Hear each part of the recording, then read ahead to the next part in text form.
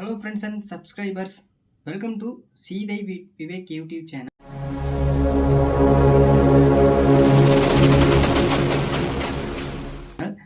நம்ம சேனலை சப்ஸ்கிரைப் பண்ணாதவங்க கண்டிப்பாக சப்ஸ்கிரைப் பண்ணுங்கள். இன்றைக்கி நம்ம இந்த வீடியோவில் குவாலிஃபை 2 ஓகேவா, பஞ்சாப் கிங்ஸுக்கும் மும்பை இந்தியன்ஸும் வந்து மோத போகிறாங்க. இந்த மேட்சஸ் உடைய ப்ரிவியூ மாதிரி பார்க்க போகிறோம். இதே மாதிரி கிரிக்கெட் நியூஸஸ் தெரியணும் அப்படின்னா நம்ம சேனலை வந்து சப்ஸ்கிரைப் பண்ணி லைக் பண்ணி வச்சுக்கோங்க ஓகேவா. நம்மளை மாதிரி சின்ன சின்ன யூடியூப் சேனலுக்கும் உங்களால் முடிஞ்ச அளவுக்கு வீடியோ ஃபுல்லாக பார்த்து சப்போர்ட் பண்ணுங்கள். வாங்க வீடியோக்குள்ளே போகலாம். ஆல்ரெடி வந்து இந்த டாப் 4 நடந்தது என்ன, யாருக்கு பெரிய வாய்ப்பை வந்து தவற விட்டாங்க, அது எல்லாத்தையுமே வந்து ஃபர்ஸ்ட் ஆஃப் ஆல் பார்த்துருவோம். எனக்கு தெரிஞ்சு ஜிடி தான் ரொம்ப விட்டது. ஏன்னா 2016 குஜராத் லைன்ஸ்னு ஒரு டீம் இருந்தது. அவங்க எப்படி வந்து குவாலிஃபை 1லையும் தோற்றாங்க, குவாலிஃபை 2லையும் தோற்று வெளில போனாங்க. சன்ரைசர்ஸ் வந்து 3rd and 4th எலிமினேட்டர் அந்த ரேஞ்சில் இருந்து குவாலிஃபை 2 ஜெயிச்சு ஃபைனலும் ஜெயித்தாங்க. அதே மாதிரி தான் இவங்க வந்து எலிமினேட்டர் வந்தாங்க. ஆனால் அவங்களுக்கு நல்ல வாய்ப்பு இருந்தது. 2 மேட்சுமே கடைசியில் தோற்றாங்க. அப்படி தோக்கலை அப்படின்னாலுமே ஒரு மேட்ச் வின் பண்ணால் டாப் 2ல முடிச்சிருப்பாங்க. அது வேறு மாதிரி போயிருந்திருக்கும். எலிமினேட்டர்லேயும் ஒழுங்காக விளையாடல, கேச்சஸ் மிஸ் பண்ணாங்க, பட்லர் இல்லை அப்படிங்கிற ஒரு தாட் இருந்தாலுமே ஈஸியான வாய்ப்பை தவற விட்டது குஜராத் ஓகேவா. ஒரு டீம் விட்டுருங்க.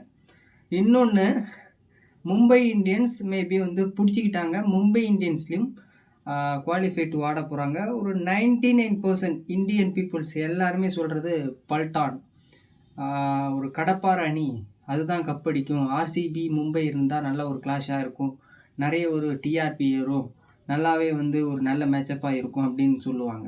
ஓகே, கரெக்டு தான். பட் ஆனால் பும்ரா மட்டும் இல்லைன்னா ஜிடி மேட்ச்சில் ஜெயிச்சிருப்பாங்க.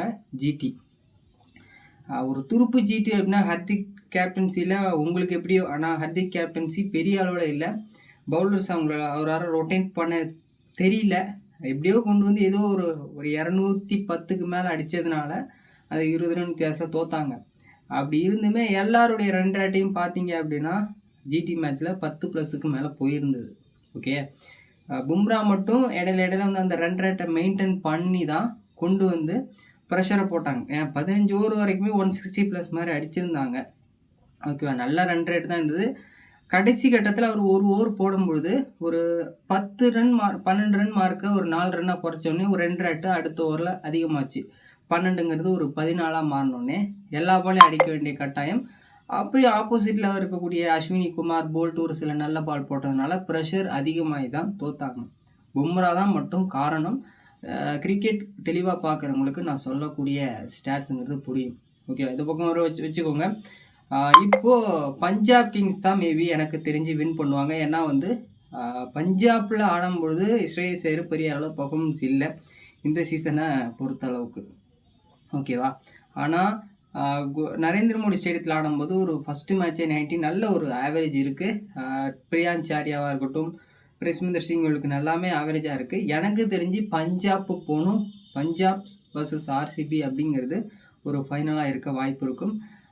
மேபி என்ன நடக்குது அப்படிங்கிறது இன்றைக்கி நமக்கு ஒரு 11 மணி வாக்கிலே தெரிஞ்சிடும், யார் ஜெயிப்பாங்க, யார் ஃபைனல் போவாங்கன்னு. ஓகேவா, இப்போது நம்ம ப்ரிவியூ வந்து பார்த்துருவோம். பஞ்சாப்பும் மும்பையும் வந்து ஆட போகிறாங்க. எங்கே அப்படின்னா நரேந்திர மோடி ஸ்டேடியத்தில் தான் வந்து ஆட போகிறாங்க. நரேந்திர மோடி ஸ்டேடியம் உங்களுக்கு ஒரு 200 டார்கெட் இருந்துன்னா சேஸ் பண்ணிடலாம். ஓகேவா, 220 30ன்னு போனால் சேஸ் பண்ண முடியாது. இதே தான் ஓகேவா. இதுதான் பேசிக்கு. ஏன்னா இந்த 20 ரன் மார்க் வந்து உங்களுக்கு எவ்வளோ தான் நீங்கள் ரன் ரேட்டை வந்து அந்த 15 ஓவர் வரைக்குமே மெயின்டைன் பண்ணியிருந்தாலும் கடைசி கட்டத்தில் உங்களால் சேஸ் பண்ண முடியாது. 200க்குள்ளே அப்படின்னா சேஸ் பண்ணிடலாம், 200+ மேலே போனால் சேஸ் பண்ண முடியாது. ஓகேவா, இதுதான் சிம்பிள் கான்செப்ட். இனிஷியலாக ஒரு ஓவர் 2 ஓவர் ஸ்விங் இருக்கும். 2 பக்கமே லெஃப்ட் ஆர்ம் சீமர் இருக்காங்க. ஒரு பக்கம் ட்ரெண்ட் போல்ட், ஒரு பக்கம் அஸ்தீப் சிங் இருக்கார். 2 பேருமே வந்து இனிஷியலாக விக்கெட் எடுக்கக்கூடிய ஒரு பவுலர் தான். ஓகே, ஒரு பக்கம் Arshdeep Singh, Rohit Sharma vs Jonny Bairstow ஒரு லெஃப்ட் ஆர்ம் சீமருக்கு ஸ்ட்ரகிள்ஸ்ன்னு இருக்குது. ஓகே, சின்ன சின்ன பேட்டில்ஸ் நோட் பண்ணி வச்சுக்கோங்க.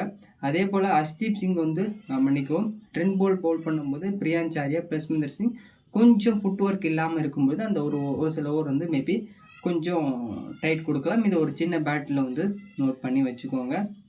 ஸ்கை கன்சிஸ்டன்சியாக வந்து மும்பை பாயிண்ட் ஆஃப் வியூவில் ஆடிட்டு வராரு. திலக் வர்மாவுக்கு டாப் ஆர்டர் ஃபெயிலியர் ஆனால் ரன்ஸ் அடிப்பார். அவர் ஒரு பிக் மேட்ச் பிளேயராக வந்து இருப்பார் அப்படிங்கிற எக்ஸ்பெக்டேஷன் இருக்குது.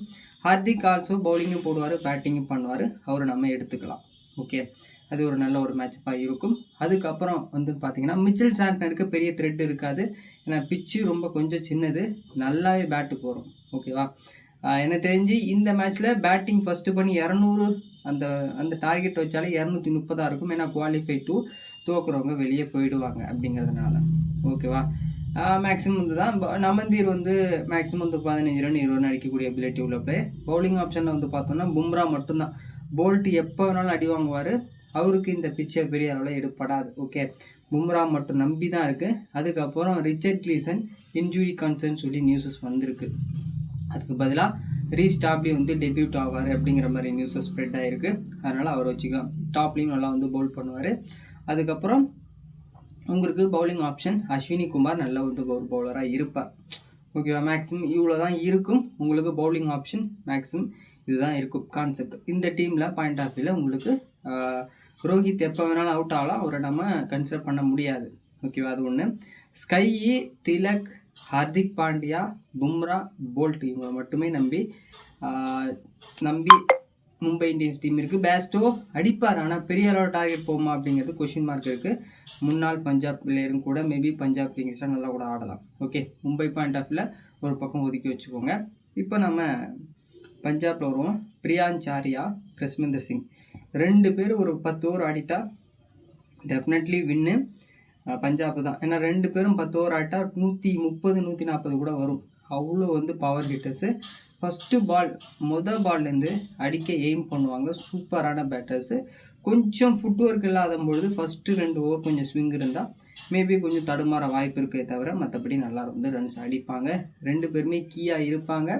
கண்டிப்பாக பிரியாஞ்சாரியா ஃப்ளாப் ஆகிருக்காரு. பிரஸ்மிந்தர் சிங், பிரியாஞ்சாரியா ரெண்டு மேட்சாக ஃப்ளாப் ஆகிருக்காரு. ரிசல்ட்டும் சேஞ்சஸ் ஆகிருக்கு. ஓகே, கண்டிப்பாக 2 பேரும் ஆடுவாங்க. ஸ்ரேயஸ் ஐயர் கண்டிப்பாக இந்த வெனியில் நல்லா ஆட வாய்ப்பு இருக்கும். கண்டிப்பாக ரன்ஸ் வந்து அடிப்பார். மும்பை கிங்ஸாக ரெக்கார்டும் இருக்குது.